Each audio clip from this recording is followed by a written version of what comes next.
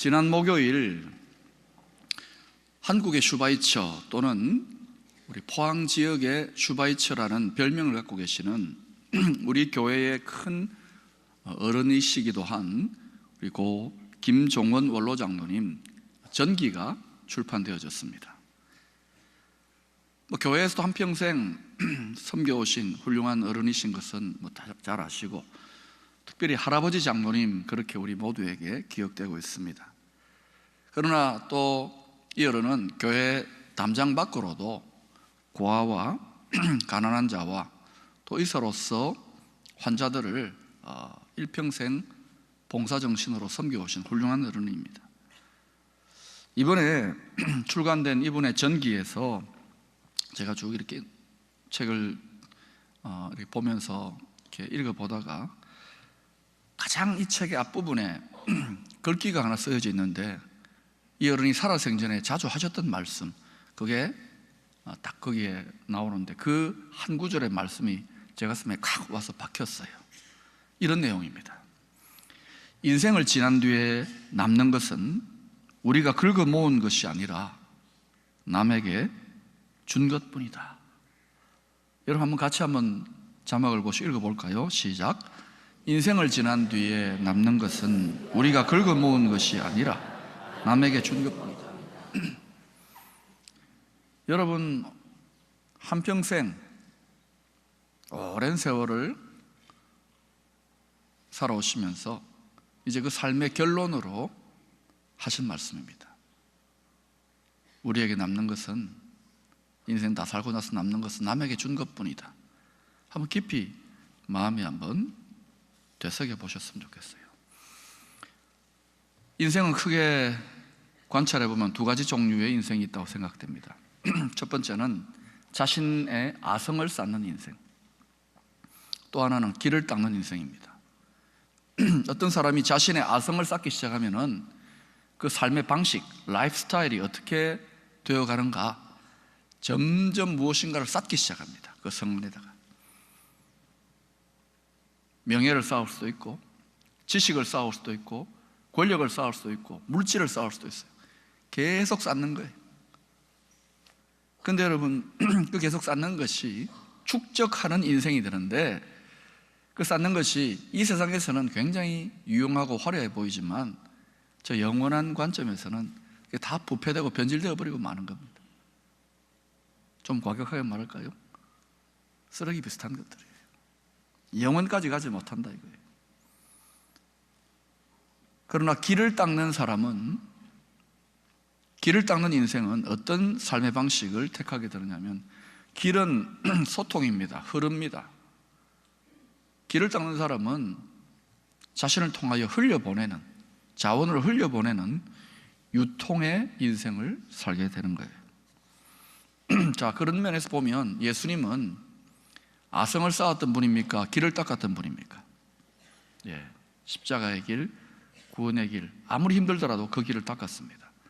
자, 그리고 예수님은 그런 관점에서 보면 그 아성에다가 뭘 쌓는 인생이 아니라 유통하는 인생, 흘려보내는 인생, 나누는 인생이었습니다.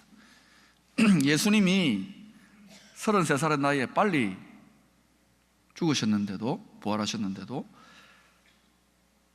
그 누구보다도 많은 것을 남기고 있는 것은 자신의 삶 전체를 흘려보낸 거예요. 만약 여러분이 저에게 다시 한번 현대인들에게 맞게 예수님 자서전, 전기를 한번 써보십시오, 예수님의 전기를 저한테 써보라고 그렇게 의뢰가 온다면 저는 분명히 성경의 말씀들을 종합한 다음에 그 예수님의 새로운 전기 제일 앞부분에다가 마태복음 20장 28절의 말씀, 예수님이 평소에 늘 자신에 대해 하시던 말씀을 기록해 놓을 것이라고 생각합니다. 그 내용이 뭐냐? 인자가 온 것은 섬김을 받으려 함이 아니라 도리어 섬기려 하고 자기 목숨을 많은 사람의 대속물로 주려 함이니라. 메시지도 중요하지만은 그 메시지대로 살았던 거예요. 그래서 예수님이나 또 그 김장로님의 삶의 울림이 큰 겁니다. 여러분, 언젠가 우리도 이 땅의 삶을 마감하게 될 때가 옵니다. 죽는다는 겁니다. 언젠가. 여러분, 예배당에 왔는데 왜 죽는다는 이야기 하느냐 그러지만 우리는 자주 이런 이야기를 들어야 되고 그걸 의식해야 됩니다. 왜? 이 땅을 남은 생애를 잘 살기 위해서. 고대 로마의 지혜로운 황제는 아침마다 신하에게 자신에게 이렇게 문안 인사하라고 그랬습니다. 황제여, 황제도 언젠가는 죽는다는 사실을 기억하십시오. 아침마다. 그렇다면 여러분, 그럼 우리의 이 땅에서 인생의 종말을 생각하면서 여러분은 이 땅의 삶을 다 살고 난 다음에 후세의 사람들에게 어떤 사람으로 기억되기를 원하십니까? 또 여러분의 인생 전체를 통해서 어떤 유산, 과연 무엇을 여러분은 남기기를 원하시느냐고요. 영원한 것, 영원히 가는 것, 그것에 저는 투자했으면 하는 마음이 있습니다. 오늘 본문은 예수님의 길, 예수님의 구원의 길을 예비하기 위해 온 세례 요한이 이제 본격적으로 때가 되어가지고 사역에 나서는 장면입니다. 그런데 7절에 보니까 이 세례 요한이 자신에게 회개의 세례를 받으러 나오는 수많은 무리들에게 욕을 하고 있습니다. 욕을. 7절에 보니까 뭐라고 욕하느냐? 요한이 세례 받으러 나오는 무리에게 이르되 독사의 자식들아, 누가 너희에게 일러 장차 올 진노를 피하라 하더냐? 우리나라에서는 독사의 자식 이렇게 욕을 잘 안 하지 않습니까? 그러나 아마 유대인들, 히브리 사회에서는 이 욕은 굉장히 센 욕이었던 것 같아요. 왜? 지금 회개하러 오는데 착한 일 하는 거 아닙니까? 회개하는 거. 죄를 버리겠다고. 요단강가로 오고 세례 요한에게 와서 회개하겠다고 하는데 그 무리들을 보고 세례 요한이 이 독사의 자식들아, 실감이 좀 안 납니까? 이 독사 새끼들아. 독사 앞에 짐승을 바꿔보세요. 실감이 날 거예요. 저주입니다. 모욕입니다. 아주 심한 욕입니다. 왜 그렇게 하셨을까요? 요한이 그렇게 욕한 이유를 우리가 좀 알려면은 8절의 말씀을 주목할 필요가 있습니다. 이렇게 말합니다. 그러므로 회개에 합당한 열매를 맺고 속으로 아브라함이 우리 조상이라 말하지 말라. 그들은 회개하러 왔는데 속으로 자신들의 속마음은 뭐냐면 내가 그래도 하나님의 자녀인데, 하나님의 백성인데, 아브라함의 자손 이스라엘 백성인데 나는 심판하고는 무관해. 그런데도 왜 심판을 면하기 위해 세례 받으러 오냐? 남들 다 받으니까, 남들 좋다 하니까, 남들 교회 가니까, 교회 가면 천당 간다니까 와보는 거예요. 절대로 자신은 심판 없다라고 생각했던 거예요. 그래서 속으로 아브라함의 조상이라 말하지 말라. 회개에 합당한 열매를 맺어라. 다시 말하면 이런 말을 하는 이유는 세례 요한은 너희들이 아직 진정으로 회개할 준비가 안 돼 있다, 진정으로 회개의 세례를 받을 준비가 안 돼 있다라고 책망하고 있는 거예요. 그러면서 진짜 회개한 사람의 증거, 그 징표가 뭐냐, 사인이 뭐냐 하면은 회개에 합당한 열매라는 거예요. 열매. 이렇게 강력하게 책망하니까, 진정한 회개를 책망하니까 그 책망을 받는 사람들이 독사의 자식들아 이러는데, 만약 제가 여러분의 독사의 자제분들이요 이랬으면 여러분 저를 막 때렸을지 쫓아냈을지 몰라요. 그런데 사람들이 이 세례 요한의 영적 권위에 눌렸던지, 좀 사람들이 그래도 마음밭이 순하고 착했는지 무엇이라고 이구동성으로 이야기하면은, 그러면 우리가 무엇을 하리이까? 우리가 무엇을 해야 진짜 회개가 되겠습니까? 이 말이에요. 이걸 한 번만 이야기하고 있는 것이 아니라 10절 무리들이 이야기합니다. 12절 세리가 이야기합니다. 14절 군인들도 무엇을 하리이까? 3번이나 반복하고 있어요. 무엇을 하리이까? 이 말은 관념이나 마음이 아닙니다. 생각이 아닙니다. 삶의 행동을 어떻게 해야 되겠습니까? 이거예요. 그러니까 진짜 회개라는 것은 여러분 생각이나 마음에 반성한다, 생각하고 반성합니다, 이게 아닙니다. 진짜 회개는, 진짜 회개의 증거는 행동입니다. 행동이 달라져야 되고 삶이 달라져야 되는 거예요. 그게 열매입니다. 자, 우리가 어떻게 행동을 바꿀까요? 어떻게 삶을 바꿔야 되겠습니까? 이렇게 물어봅니다. 이 질문에 대한 세례 요한의 대답이 뭐냐? 각각의 대상들에 대해서 구체적인 행동 지침을 주고 있습니다. 무리들이 나왔을 때는 너희들은 옷이 있느냐? 그러면은 옷이 없는 사람들에게 나눠주고, 먹을 게 있느냐? 먹을 게 없는 사람들에게 나눠주라는 거예요. 옷을 나누어주고 먹을 걸 나누어주라. 나누고 베푸는 삶을 살라고 구체적인 행동 지침을 줍니다. 세리들한테는 뭐라고 이야기합니까? 당시 세리들이 어떤 사람들이 아시죠? 백성들의 고열을 빨아먹는 아주 악질분자로 취급받았습니다. 죄인의 대명사였습니다. 그런 세리들에게 뭐라고 이야기합니까? 정한 세금 외에는 받지 말라. 만약 세리들이 정한 세금만 받는다 그러면 동료 세리들한테 미친놈 소리를 들을 겁니다. 세리들이 이렇게 세례 요한이 제대로 책망하고 그들의 죄를 지적하지 않았으면 아마 회개의 세례를 받았지만 다시금 계속해서 백성들의 고열을 짜내고 착취하고 그랬을지 몰라요.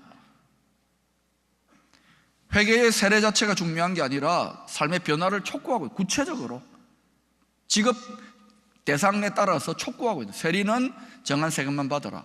그 다음 군인들은 무력이 있으니까 그 무력으로 사람들을 괴롭히지 말고 돈 뜯어대지 말고 너희들의 군인에게 주는 얼마 되지 않는 봉급이 좀 그걸 족한 줄로 여기라는 거예요. 구체적인 행동 지침을 주고 있습니다. 우리가 이전에 행했던 죄악의 유혹들, 그 죄악의 습관이 뿌리 깊으면 뿌리 깊을수록 그 죄의 유혹, 그 죄의 권세, 죄의 힘을 뿌리치기가 어렵다는 걸 알아야 돼요. 그래서 어느 정도의 각오를 해야 되느냐? 오랫동안 여러분 괴롭히고 여러분 다시금 넘어지게 만드는 죄가 역사하면은 목숨을 걸고 도망쳐야 됩니다. 계속 죄가 우리 속에 역사하거든요. 이거는 언제까지? 죽을 때까지. 목사님들도 마찬가지예요. 뭐 목회하고 막 성령 역사하고 이러다가도 한순간에 방심하면 넘어져 버리는 거예요. 그래서 여러분 끝까지 죄와 싸운다는 걸 아셔야 됩니다. 죄는요, 반드시 우리가 죄를 이렇게 즐기게 되면은 죄의 행실에 들어가게 되면은 죄의 세력들, 사단 마귀의 세력들은 우리에게 보상을 줍니다. 우리의 월급을 줍니다. 착착. 그것도 월급이 아니라 주급 1급으로 착착 갖다 줘요. 보상이 뭐냐고요? 만족, 즐거움, 쾌락, 쾌감, 짜릿합니다. 짜릿. 예? 여러분 사과도요, 어떤 사과 맛있는 게 아닙니까? 국광, 아오리 이런 게 맛있는 게 아니라 훔친 사과가 맛있어요. 죄 지은 사과가 맛있다고. 왜 멀쩡한 부부가 잘 살다가 왜 윈드를 피우는지 아십니까? 윈드가 뭔지 아세요? 늘 보던 그 나물의 거박 같은 우리 남편, 우리 아내보다도 갑자기 너한테 눈이 확 뒤집혀 버리는 거예요. 처음에는 좋고 엔조이하고 즐겁고 쾌감이 있는 것 같지만 좀 지나보세요. 맞다 그렇잖아요. 얼마나 아멘을 크게 하면 기침을 다 합니까? 여러분 속으면 안 돼요. 아담과 하와도 그 선악과 먹으면 행복할 것 같고 엔조이할 것 같고 아니라니까요. 항상 죄는 만족을 줍니다. 월급을 줍니다. 우리에게 보상을 해주는 거예요. 쾌감으로. 근데 이게 전부 다 망하는 쾌감입니다. 달콤하지만 그 속에 무서운 게 있는 거예요. 이런 죄의 유혹과 권세가 얼마나 강력한지 제가 좀 극단적인 비유를 하나 들어드릴게요. 에스키모인들이 늑대를 잡을 때 쓰는 실제적인 방법입니다. 짐승을 잡아가지고 먼저 피를 착 받아요. 피를 큰 그릇에 받아가지고 그 속에다가 예리하게 갈아놓은, 면도칼처럼 갈아놓은 칼을 몇 자루 숨겨 놓습니다. 그러고는 그 피가 담긴 그릇을 바깥 한 대에다 내놓아요. 몇 시간만 내놓으면 추운 곳이니까 완전히 꽝꽝 얼어버립니다. 꼭 아이스케이크처럼 꽝꽝 얼어버리는 거예요. 그 얼어버린 핏덩어리를 이 짐승들, 늑대들이 잘 다니는 길목에다 딱 세워놓아요. 그럼 늑대들이 냄새를 맡으니까 우리보다 훨씬 냄새가 뛰어나니까 그 빨간 덩어리를 보고 피 냄새를 맡고 와가지고 그걸 핥아 먹어요. 자, 처음에 얼마나 달콤하겠습니까? 음식도 잘 없는 데서 달콤하게 피를 먹는데, 그래 녹여서 먹는데 이게 얼음 덩어리니까 얼마 못 가서 여러분 과거에 왜 아이스케이크 먹고 할 때 보면 혀가 어떻게 됩니까? 찬데 오랫동안 다니면 마비되어 버려. 감각이 마비되어 버리는 거예요. 이거 늑대의 혀가 계속 그 핏덩어리를 핥아먹다가 혀가 마비돼요, 감각이. 그런데 계속 신기한 것은 늑대가 계속 이렇게 혀를 핥아보면 그 혀의 온기 때문에 또 피가 녹으니까 더 달콤하고 맛있어요. 더 들어가, 나중에는 더 깊이 들어가는데 나중에는 훨씬 더 많은 양의 더 뜨겁고 달콤한 피가 막 나오는 거야. 뭡니까? 마비된 혀가 그 날카로운 숨어있는 칼날에 닿아가지고 완전히 걸레가 되버려요. 갈기갈기 찢겨졌는데 나중에는 자기 피를 마실 감각이 다 마비됐으니까. 그러면서 막 그거 먹다가 비참하게 피 흘려 죽는 거예요. 죄에 중독되어가지고 영혼의 감각이 마비되고 죄에 대한 감각이 마비돼가지고 하나님의 백성이 말이에요, 막 그거를 막 즐겁게, 도처에서 오늘날 얼마나 음란한 시대입니까? 얼마나 유혹이 많은 시대입니까? 도처에 보상을 해줍니다. 만족을 줍니다. 유혹을 합니다. 그렇게 해서 넘어지는 성도들이 있단 말입니다. 오늘 이 예화를 꼭 기억하세요. 따라합시다. 나는 늑대가 아니야. 남자들 다 늑대가 아닙니다. 나는 늑대가 아니야. 여러분, 죄의 유혹이 얼마나 무섭고 집요한지요. 우리는 그 입맛이 있어요. 우리는 그 맛을 알아요. 그래서 자꾸 뒤돌아본다고요. 아니에요. 목숨을 걸고 도망쳐야 된다니까요. 예수님의 길을 준비하는, 예수님의 길은 살리는 길이고 축복의 길이고 생명의 길입니다. 아멘. 그 길을 준비하기 위해서 회개를 촉구하는데, 이 회개에 대해서 세례 요한이 오늘 말씀 4절 6절을 통해서 이사야 선지자의 예언을 인용합니다. 그런데 그 말씀을 읽어보면 꼭 토목공사하는 것 같아요. 영혼의 토목공사, 우리 마음에 토목공사하는 것 같은 느낌이 들어요. 뭐 산을 깎아라, 골짜기를 메우라. 자, 그러면 이 영혼의 토목공사 어떻게 하는가? 첫 번째로 예수님이 오실 복된 길을 닦기 위해서는 먼저 골짜기를 메워야 됩니다. 골짜기는 뭘까요? 움푹 패인 거 아닙니까? 골짜기는 우리가 그런 말 하잖아요. 관계에 골이 깊다.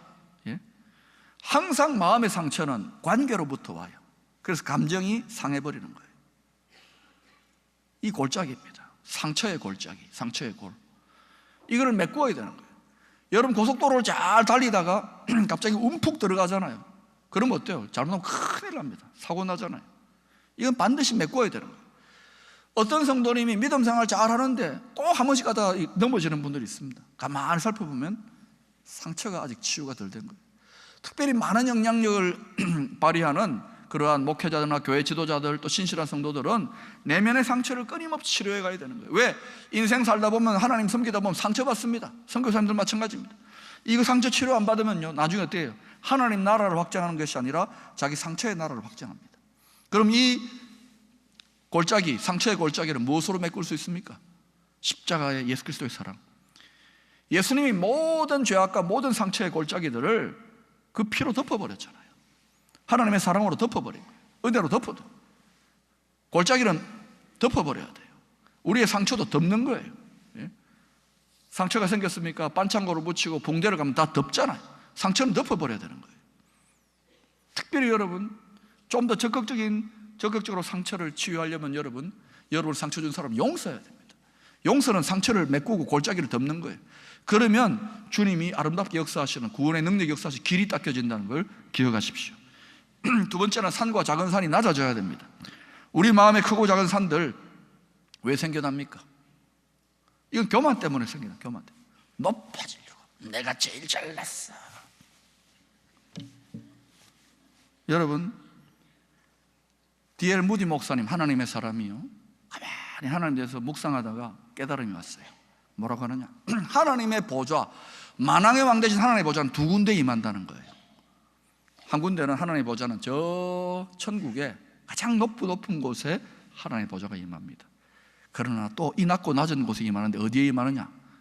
겸손하고 낮은 성도의 마음에. 하나님 누구에게 가까이 하느냐? 겸손한 자에 가까이 합니다. 겸손한 사람에게. 여러분이 배운 게 많고 가진 게 많으면요, 겸손하기 정말 힘듭니다. 주님이 그 사람 가까이 오기 힘듭니다. 교회는 겸손 훈련하는 데예요. 세상에서 뭐 사장님 전부 다 뭐 가면 다 사장이라 그러잖아요. 다 사장이라. 사장님, 회장님, 교회 와서 겸손을 배워야 됩니다. 낮아져야 힘 조절이 됩니다. 그리고 겸손한 사람이 롱런합니다. 그래서 산과 작은 산 낮아서 겸손하게 만드는 거예요. 교만하면 반드시 무너지고 하나님이 대적한다는 걸 아셔야 됩니다. 세 번째는 굽은 것이 곧아져야 됩니다. 신앙의 동기가 빼딱하면 안 되는 거예요. 매사를 꼬아서 보고 비평적으로 보고 의심하고 복잡하게 계산하고. 여러분 신앙생활하면 너무 계산하지 마세요. 내가 이렇게 헌신하면 하나님 뭐 줄까?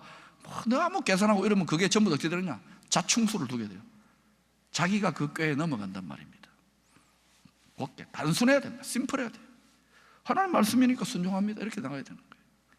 네 번째로 주님의 오실 길을 잘 닦으려면 험한 길을 평탄하게 해야 됩니다. 우리가 인생을 살다 보면 신앙생활에도 마음이 거칠어지고 험해질 때가 있습니다. 그럴 때 어떻게 됩니까? 성령님의 은혜와 위로를 경험해야 됩니다. 마음이 온유하고 부드러워야 됩니다. 겸손하게, 그래서 화평하게 닦여져야 돼요. 그러면 어때요?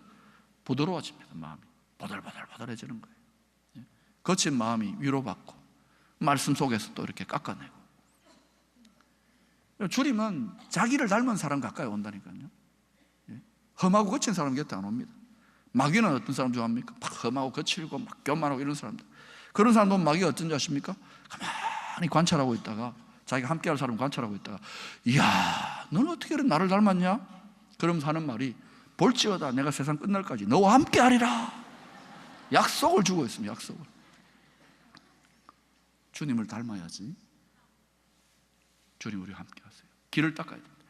이 영혼의 토목공사도 쉬운 게 아니에요. 그런데 이 세상의 토목공사도 얼마나 길 닦는 공사가 힘듭니까? 그러나 해야 되는 거예요. 발전을 위해서는. 1968년 2월 1일 박정희 대통령이 지시합니다. 독일에 갔다 왔더니 아우토반이라는 고속도로를 보고 박 대통령이 완전히 눈이 떠입니다. 그래서 정주영 회장을 불러가지고 서울 부산 간 경부고속도로를 최단 시간 내에 완성하시오, 이 명령을 받고 정주영 회장이 불도저처럼 밀어붙이는데 최단 시간이다.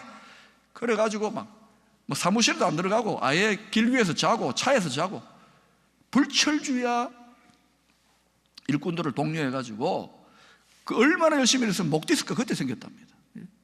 그 정도로 열심히 일하는. 그래가지고 428km의 경부고속도로를 몇 년 만에 완성했을 것 같습니까? 10년? 우리는 한 10년, 20년 정도 걸릴 것 같은데 이것을 2년 반 만에 완성했어요. 이건 기네스북에 올라갈 세계적인 기록입니다. 우리 교회 짓는데도 거의 2년 걸렸는데 428km 경부고속도로 산을 깎아내고 골짜기를 메꾸는 이 공사를 2년 반 만에 했다는 것은 미친 거예요. 완전히 몰두했습니다. 왜냐? 이 길이 뚫리면은 이 민족이 잘 살 길이 열린다, 경제 발전한다, 그 소망 가지고 밀어붙였던 거예요. 사랑하는 여러분, 그만한 대가를 우리가 받고 있지 않습니까? 대한민국 이렇게 근대화되어서 경제적으로 발전하게 되는 가장 중요한 그것이, 그 기초가 경부고속도로입니다. 그 항상 길이 뚫리는 곳에 기회가 열리고 성장이 열리고 살 길이 열리고 새로운 발전이 일어나는 거예요. 로마가 왜 1000년을 전 세계를 지배했습니까? 모든 길은 로마로. 길을 닦는 인생이 돼야 되고, 길을 닦는 교회, 길을 닦는 가정 될 수 있기를 축원합니다. 길 닦는 거 힘들어요. 토목공사는 힘들어요. 그런데 여러분, 우리 크리스찬들은 주님의 구원의 길, 주님의 복된 길을 우리 영혼에 닦는 영적인 토목공사하는 사람들입니다. 힘들고 수고로워도 부지런히 해야 되는 거예요. 기도하고 말씀으로 깎아내고 이거 부지런히 해야 되는 거예요. 다 똑같이 예수 믿는 것 같지만은 그냥 내면에 보이지 않으니까 가만히 떠져 놓는 거예요. 여러분, 이 세상에서 물리적인 세계에서, 가시적인 세계에서 길이 엉망이네 그러면 여러분 고치지 않겠어요? 영적으로 믿음의 눈으로 보이지 않지만 우리 내면에, 여러분 가정에, 교회에 길이 닦여 있는지를 보아야 되는 거예요. 그건 영적인 것이지만 그거는 죄를 뽑아내고 교만을 낮추고 그렇게 해서 평탄한 주님이 오실 길, 주님이 역사하실 만한 길을 만들어야 되는 거예요. 그때 하나님의 축복이나 하나님의 형통이나 하나님의 능력의 자원, 천국의 모든 자원이 임하게 되는 것이라고요. 이 시온의 대로가, 이 고속도로의 이름, 영혼의 고속도로의 이름이 시온의 대로인데 이 시온의 대로가 천국을 향해 쫙 열리게 되면 그때부터 천국과 우리 영혼 간의 물류가 일어나는 거예요. 영적인 물류가 일어나는 거예요. 그 하늘에 속한 모든 아름다운 것들, 풍성한 것들, 영적인 축복만이 아니에요. 실질적인, 경제적인, 물질적인 모든 아름다운 것들이, 지혜가 주어지는 거예요. 그래서 여러분, 닦을 만한 길 중에 이 주님의 구원의 길을 예비하는 영적인 토목공사만큼 보람있고 할 만한 일이 또 있겠습니까, 여러분? 저도 30년 전에 예수 믿고 막 이 길을 닦는다고 왔는데 여기까지 닦아오니까 하나님이 놀라운 일을 하시잖아요. 남의 이야기라고 아멘도 안 해요. 닦을 가치가 있는 거예요. 경부고속도로보다 더 중요합니다. 그렇게 닦아 놓으면 여러분 자녀나 여러분 가정이나 여러분 개인에게 하나님이 역사하는 게 달라요. 길이 닦여졌는데. 그러나 게으름 피우고 그냥 내버려 두면은 여러분 주님이 오셔서 역사하기까지 1년, 2년, 3년 걸립니다. 그러나 길이 잘 닦인 사람은 1시간 만에, 2시간 만에, 며칠 만에 역사하실 수 있는 거예요. 바라건대는 여러분 영혼의 시온의 대로가 열릴 수 있도록 부지런히 길을 닦는 인생, 그리고 그 하나님 주시는 축복들을 나누며 유통하는 인생 될 수 있기를 축원합니다.